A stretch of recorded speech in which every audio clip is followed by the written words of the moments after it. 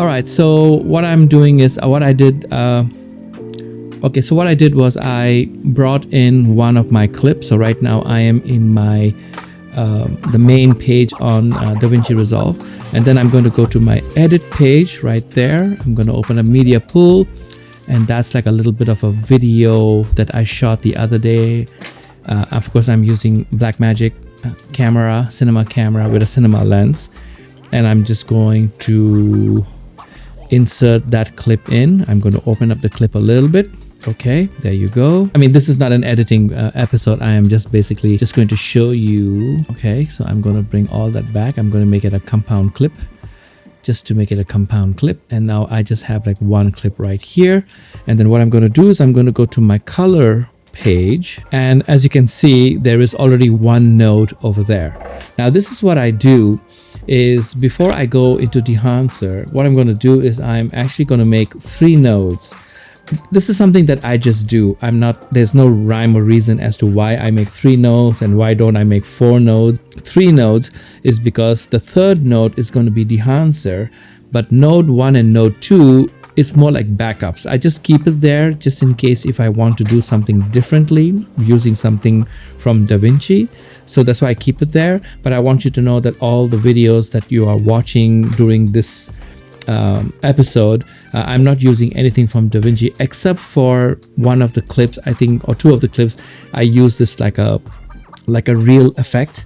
So that one, of course, that's not Dehancer. That's of course DaVinci Resolve. So in this case, I have one node right there. What I'm going to do is I'm going to do Alt S. So I'm going to open up 3 nodes. And the third node, I'm going to put Dehancer in there. So what I'm going to do is I'm going to go search Dehancer, and I'm running Dehancer Pro 7.3.0, and I have it right there, and I'm going to move it to the third node. Now you notice in the image it became like this kind of a green type of thing. I don't know why. Like whenever I load Dehancer in, it's like maybe it already has some kind of a default setting that it just does that.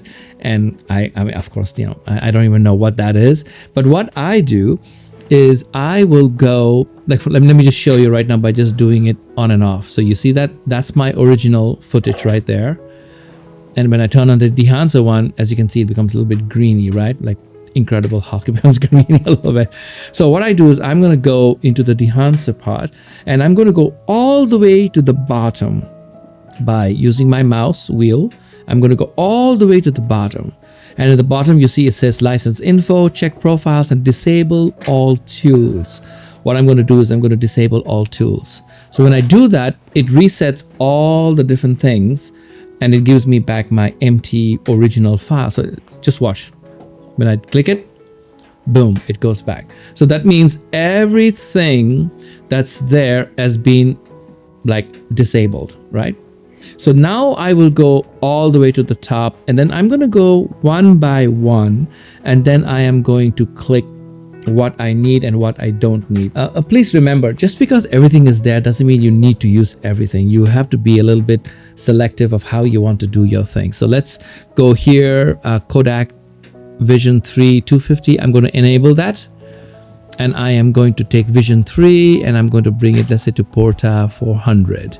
And now it looks a little bit different. Let me go again. 160 looks a little bit different. Supra, okay, that looks a little bit nice. Again, this is just for demo purpose only. Obviously, I'm not a color grading person. I will probably spend more time, but I just want to make this episode very short. Then I'm going to go into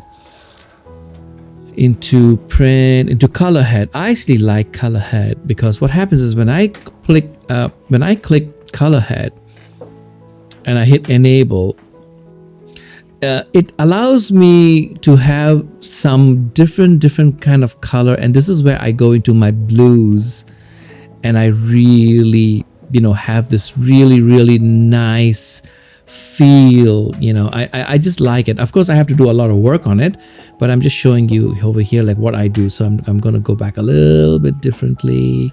Again, this is not the way to do it. I'm going to go to my shadow and tones. I'm going to do that over there. I'm going to bring this down a little bit. Again, this is just for demo. Okay, so please don't look at it and say, oh my god, this guy's so bad in color grading. You're probably right. But you know what? I do get it. If you can see all my other episodes and all my other videos, you see I do end up getting it. Halation, bloom. I don't really go for halation so much, but I don't mind the bloom part because the bloom part just gives me the little bit of a glow effect. So if I click enable and then there's a mask mode over here, I don't know if you can see it on YouTube, but when I click it, it shows me very faint, like where all my glow bloom thing looks like. And then I can adjust it over here by bringing it up and down accordingly. I like to be a little bit soft on things. You know, I don't want it to be like in your face type of stuff. Film breadth, lens zoom, no, nothing there. It's not enabled yet. So let's see, when if I enable it, it's going to show me all this film stock stuff, which is kind of nice. Super 16, it looks like that. I can zoom this in so that way it's more to the picture that, oh, there you go. I can do something like that. Okay. All right. So let's say pretend. Okay, let's just try a vignette. And the vignette I want to expose, bring it down a little bit. Aspect ratio. Okay, hold on. Size. Okay, and the feathering. All right, I'm just doing I'm just playing a little bit. Okay, so now let's assume like I spent so much time really making certain things, and this is the look that I came up with, and I'm satisfied with it. One function that I really like about, and this is actually a DaVinci thing, is I could go over here, and then I can click, right click, and then I can do what is known as a grab still. Now what the grab still does, it grabs the still for me. Oops, where is it? Oh, there you go. Gallery. And there's my grab still. And then you can see I have my power grade on. So I can take my still and I can put it into my power grade. And when I click my power grade, the still is right over there. Now the reason for this is because let's say I spent like 2-3 hours setting up this entire look, and I want to be able to use this look on different projects. So instead of me going back to zero and fixing everything, so I can open up a different project and I can just open up this Dehancer power grade, and I can just double click it and just bring me the whole setup once again. So I don't have to remember every single thing. Of course, you need to tweak it. So once I have it, I can, you know, open up another project, open up another clip, and I can just use the same thing, which is kind of cool. I do want to add in this episode is when you get Dehancer, remember the license is only meant for what you are getting. That means if you get the license and you're using it for DaVinci Resolve, you can't use the same Dehancer plugin for, let's say, Final Cut Pro or Premiere, for example. Yeah, it's a little bit limiting. That means if you have DaVinci Resolve, you get the DaVinci one, and then it works in DaVinci. It's only, each license I think has two, it's called 2 seats. That means you can load it on 2 different computers, and then that's about it. You can't really, you know, load it on a 3rd computer or a 4th computer or share it with somebody else or something of that sort. So there's a little bit of limitation. I'm not saying that that's a good thing or a bad thing. I'm just making you aware. So in case you end up buying it, I want you to know that you only get 2 license lifetime, and that's about it. But you know, if you want a 3rd one, you'll have to pay all over again. And of course, if you have 2 machines, and some people do that, they have DaVinci, because you know DaVinci is a very big color grading program. So people have DaVinci on one computer, and then they will have Final Cut Pro, maybe that's what they're using, on a different computer. So in that case, you can only get Dehancer for either the Final Cut Pro or the DaVinci one. You can't get one that serves both. So that's something just to make note. Thank you guys. I will see you, of course, in my next episode. I hope this was kind of helpful. Let me know if these little things were a little bit helpful. As you can see, I'm very new at it and I'm still learning. I'm learning really fast. There's a lot of trial and error. There's half the stuff that I do, I'll be honest with you, I don't even know what I'm doing. All I'm doing is looking at my screen and seeing if it's looking good, like it's going in the right direction, I will keep it. If it's not, then I will not keep it. That's known as training your eye, so that way you know what you like and what you don't like. That way you end up making something really nice and not something that is tacky. So thank you guys. Bye. See you next time.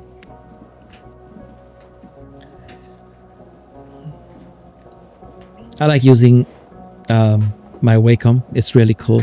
I don't have a color panel, so when you have the Wacom, it's very nice to control those really fine things. It's not very good in the editing page. For that, I have a speed editor, but this is good in the color page, because when I'm in the color, like, I can really use my pen and move the, you know, the sliders a little bit more. I feel like I can go very minute details, and you know, editing is all about details, of course.